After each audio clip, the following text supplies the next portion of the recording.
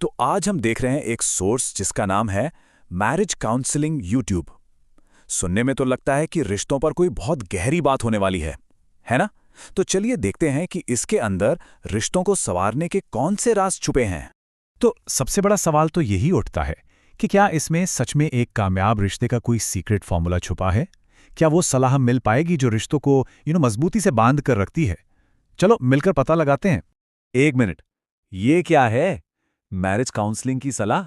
नहीं, यहां तो कॉर्पोरेट शब्दों की एक पूरी लिस्ट है। हमारे बारे में प्रेस, कॉपीराइट, डेवलपर्स। ये तो वो बिल्कुल भी नहीं है जिसकी उम्मीद थी। एकदम उल्टा। साफ है, यहां टाइटल और कंटेंट में जमीन आसमान का फर्क है। ये किसी इंसानी रिश्ते की बात नहीं हो रही, बल्कि किसी और ही तरह के रिश्ते की। तो ठीक है, अब अपना देखने का तरीका बदलते हैं। चलो इस टेक्स्ट को तोड़कर समझते हैं कि ये असल में है क्या। तो चलिए इसे एक जासूसी केस की तरह देखते हैं। अपना पहला काम यह है कि पता लगाएं कि कॉर्पोरेट शब्दों की ये जो लिस्ट है वो आखिर दिखा क्या रही है। लगता तो किसी ब्लूप्रिंट जैसा है, पर सवाल यह है कि ये ब्लूप्रिंट आखिर है किस चीज का। शुरुआत करते हैं शब्दों के पहले ग्रुप से। इन्हें हम एक तरह से पब्लिक पिलर्स या सार्वजनिक स्तंभ कह सकते हैं। मतलब वो हिस्से जिनका इस्तेमाल कोई भी ऑर्गेनाइजेशन दुनिया के सामने अपनी पहचान बनाने के लिए करता है। देखिए, ये काम कैसे करता है। जो हमारे बारे में सेक्शन है वो बताता है कि ये ऑर्गेनाइजेशन है क्या। प्रेस वाला हिस्सा लोगों की सोच को, मतलब पब्लिक परसेप्शन को शेप करता है। और कॉपीराइट, वो कानूनी तौर पर इनके बनाए हुए सारे क्रिएटिव एसेट्स को बचाता है। तो आसान शब्दों में कहें तो ये तीनों मिलकर एक पब्लिक ब्रांड बनाते हैं और उसे प्रोटेक्ट भी करते हैं। ये किसी भी बड़ी कंपनी का वो चेहरा है जो दुनिया को दिखाना चाहती है। पर सवाल ये है कि पर्दे के पीछे के नियम क्या हैं। अब आते हैं अगले ग्रुप पर। यह हमें दिखाता है कि कोई भी प्लेटफॉर्म अपना कानूनी और सुरक्षा का ढांचा, मतलब लीगल और सेफ्टी फ्रेमवर्क कैसे तैयार करता है। ये समझ लीजिए कि ये उस प्लेटफॉर्म की रूल बुक है और ये नियम सब पर लागू होते हैं।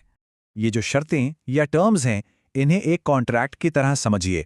जब भी कोई इस प्लेटफॉर्म का इस्तेमाल करता है तो वो इन नियमों को मानने के लिए हाँ कर रहा होता है। ये बेसिकली हिस्सा लेने के रूल्स तय करती हैं। और इसके साथ ही जो गोपनीयता नीति और सुरक्षा है वो प्लेटफॉर्म की जिम्मेदारी दिखाती है। मतलब ये कंपनी का कमिटमेंट है कि वो लोगों के डेटा को कैसे संभालेगी और एक सेफ माहौल बनाए रखेगी। तो ये एक टू वे स्ट्रीट है, एक दो तरफा सड़क। एक तरफ यूजर की जिम्मेदारियां तो दूसरी तरफ प्लेटफॉर्म की। ये एक तरह का डिजिटल अग्रीमेंट है, एक आपसी सहमति। ठीक है, तो नियम कानून तो सेट हो गए, पर ये प्लेटफॉर्म पैसा कैसे कमाता है? अब उन शब्दों पर आते हैं जो इसके बिजनेस मॉडल का पर्दाफाश करते हैं। आखिर वो कौन है, वो की प्लेयर्स जो इस पूरे इंजन को चला रहे हैं? यहाँ ना एक 3 हिस्सों वाला इकोसिस्टम काम करता है। सबसे पहले क्रिएटर्स जो सारा कंटेंट बनाते हैं, फिर हैं विज्ञापन जिनसे कमाई होती है, और तीसरे हैं डेवलपर्स जो प्लेटफॉर्म को बेहतर बनाने वाले टूल्स बनाते हैं। ये तीनों मिलकर ही इस गाड़ी को आगे बढ़ाते हैं। और मजे की बात तो ये है कि ये तीनों एक दूसरे पर कितना ज्यादा डिपेंड करते हैं। देखिए, क्रिएटर्स ऑडियंस लाते हैं, एडवर्टाइजर्स उसी ऑडियंस तक पहुंचना चाहते हैं, और डेवलपर्स वो इन दोनों के लिए प्लेटफॉर्म को लगातार और बेहतर बनाते रहते हैं। ये एक ऐसा साइकिल है जो खुद ब खुद चलता रहता है। आखिर में हम उस हिस्से पर आते हैं जो सीधे सीधे कामकाज से जुड़ा है। ये शब्द प्लेटफॉर्म के ऑपरेशनल और यूजर फेसिंग, मतलब जो हिस्सा हमें दिखाई देता है उसके बारे में बताते हैं। आसान भाषा में ये सब असल में चलता कैसे है। हमसे संपर्क करें तो कम्युनिकेशन का एक रास्ता है। यूट्यूब कैसे काम करता है, से सिस्टम में ट्रांसपेरेंसी आती है, मतलब पारदर्शिता। और नई सुविधाओं का परीक्षण करें, दिखाता है कि प्लेटफॉर्म लगातार इवॉल्व हो रहा है, बदल रहा है।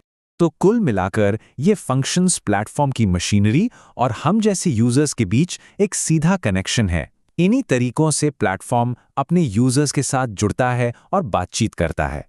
तो इस पूरी जासूसी से आखिर पता क्या चला? अब वक्त है सारे सुरागों को एक साथ जोड़ने का, ताकि इस टेक्स्ट की असली पहचान सामने आ सके। याद है ना, ये सब कुछ सिर्फ एक लाइन के टेक्स्ट से शुरू हुआ था। एक ऐसा टाइटल जो हमें पूरी तरह से गुमराह कर रहा था, सिर्फ एक सोर्स। और उसी एक लाइन से हमने 11 अलग अलग कॉर्पोरेट फंक्शंस को अनकवर किया। जरा सोचिए, कितनी सारी जानकारी ठीक हमारी नजरों के सामने ही छुपी हुई थी। तो जो फाइनल नतीजा है वो ये है, ये मैरिज काउंसलिंग बिल्कुल नहीं है। ये तो एक डिजिटल जायंट की पूरी एनाटॉमी है, उसकी पूरी शारीरिक रचना, एक ऐसा खाका जो हमें दिखाता है कि ये विशाल सिस्टम आखिर काम कैसे करता है। और आखिरी सबूत के तौर पर ये कॉपीराइट नोटिस, ये ऑफिशियली इस पूरे कॉम्प्लिकेटेड सिस्टम के मालिक का नाम बताता है। ये इस पजल का वो आखिरी टुकड़ा है जो पूरी तस्वीर एकदम साफ कर देता है। और ये सब हमें एक बहुत बड़े सवाल पे लाके खड़ा कर देता है। इस मज़ेदार से एग्जाम्पल से ये तो साफ है कि डिजिटल दुनिया में चीज़ें अक्सर वैसी नहीं होती जैसी दिखती हैं। तो सवाल ये है कि हम कितनी बार रुककर ये चेक करते हैं कि जो लेबल हमें दिखाया जा रहा है, क्या कंटेंट सच में उससे मेल खाता भी है या नहीं? इस पर सोचने की ज़रूरत है ना?